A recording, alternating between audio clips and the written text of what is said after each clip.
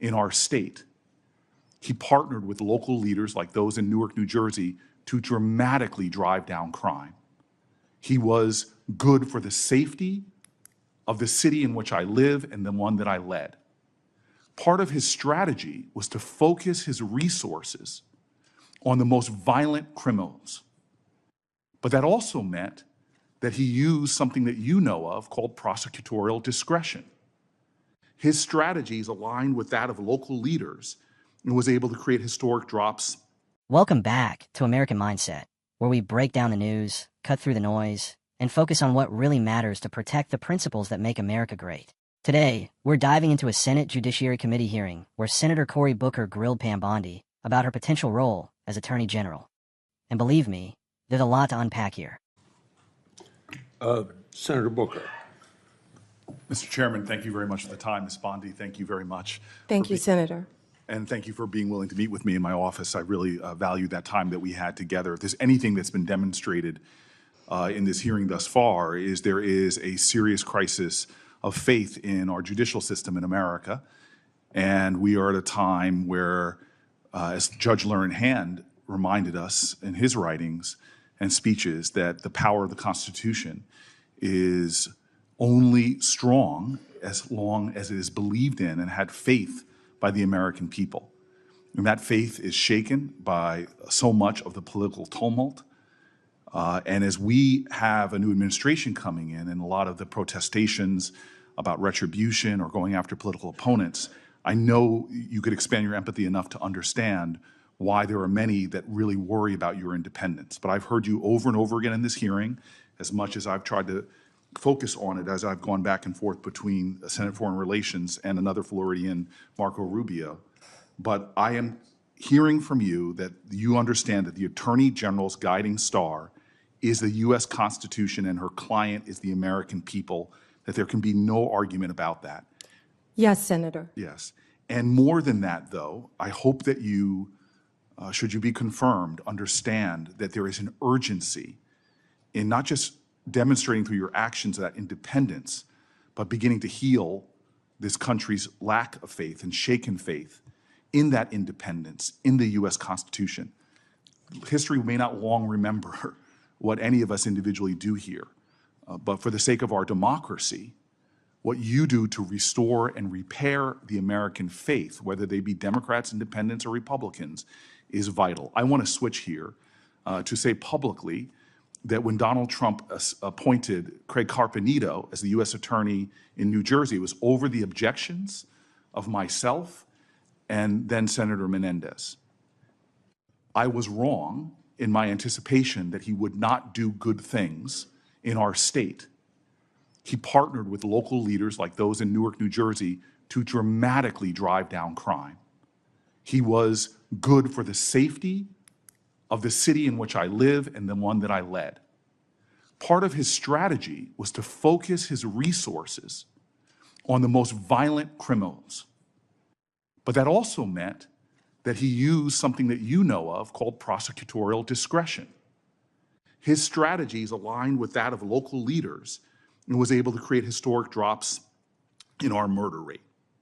You know, through your experience, and you're intimately familiar, that enforcement decisions prosecutors must make every day, which charge to bring, which plea deal to offer, or what sentencing recommendation it makes, it's very important that local prosecutors understand that. Given this enormous discretion our legal system gives them, that they are best determined to make decisions about public safety.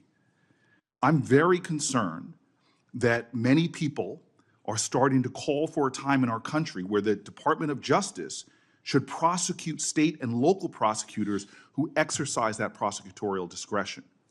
As Attorney General, will you commit to respecting the autonomy of state and local prosecutors?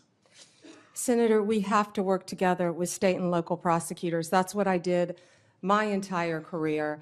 And if confirmed as Attorney General, I will continue to do that. They serve a vital function in our justice system. And you understand, like in my state, that sometimes they will decide not to go after certain low-level offenses in order to use their scarce resources to focus on the strategy of pursuing more dangerous people.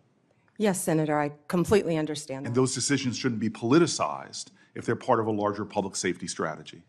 No, Senator, when I was a state prosecutor, we used to sit down with the U.S. attorneys and talk about cases and work together. And that's what I'm discussing about bringing back the cooperation between state and local Thank you, Ms. Bondi. governments. I just want to continue. One of the most stunning hypocrisies I've found since I've been down here in Washington is every politician gives lip service to driving down gun violence. But the very federal authority, the Bureau of Alcohol, Tobacco, and Firearm, that is primarily focused on enforcing America's gun laws and keeping people safe, is hamstrung by federal leaders.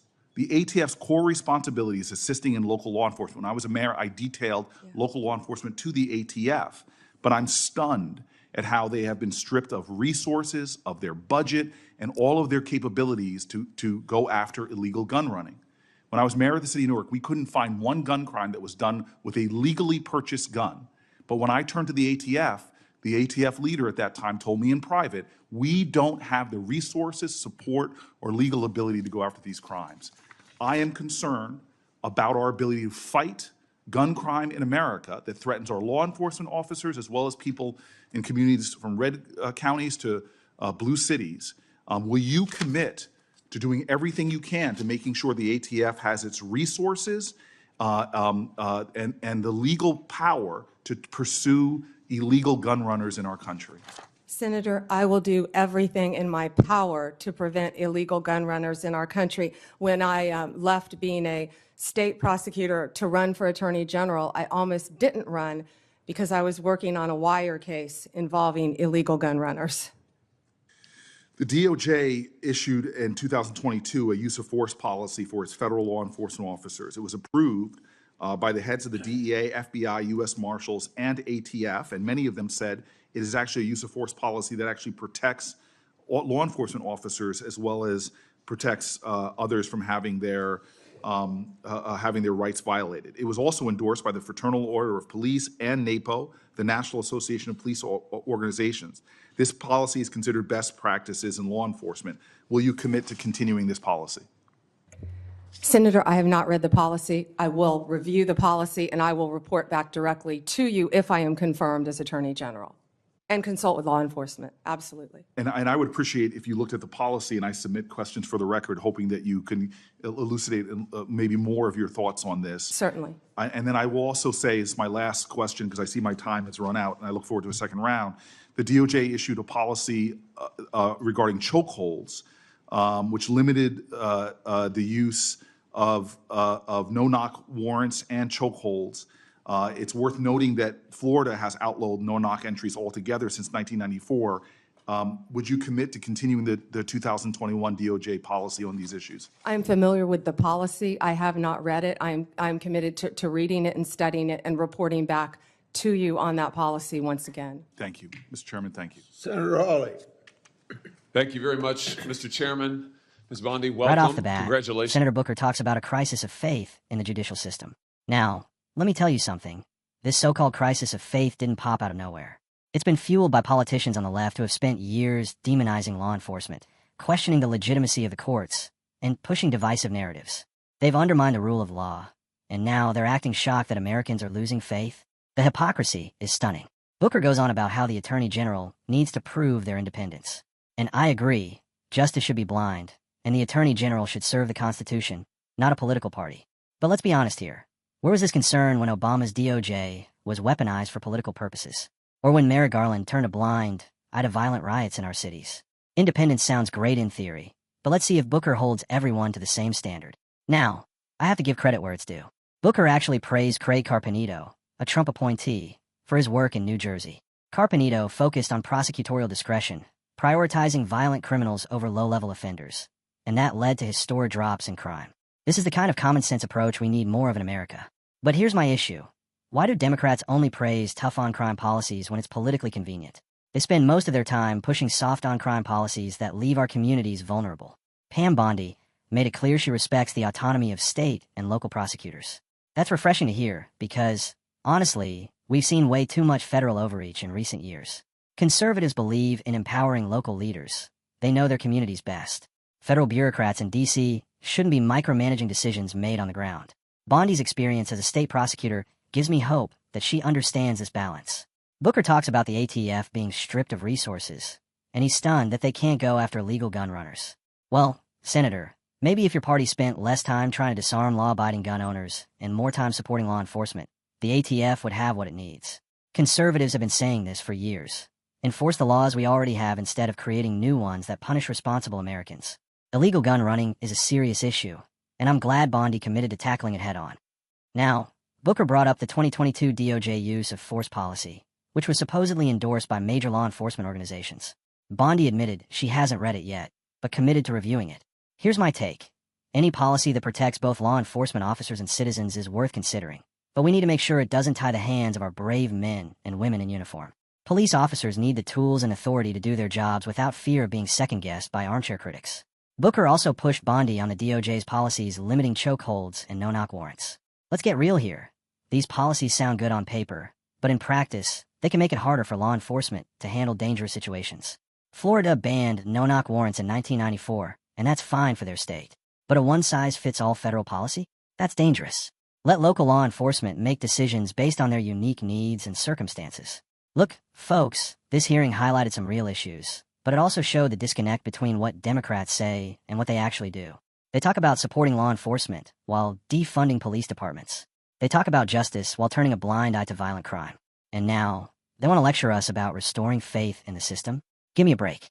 At the end of the day, we need leaders who respect the Constitution, support law enforcement, and put the safety of American citizens above politics.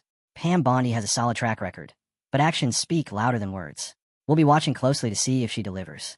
As always, thank you for tuning into American Mindset. Don't forget to like, subscribe, and hit that notification bell so you never miss an update. Together, we'll keep fighting for the principles that make this country the greatest in the world. God bless America.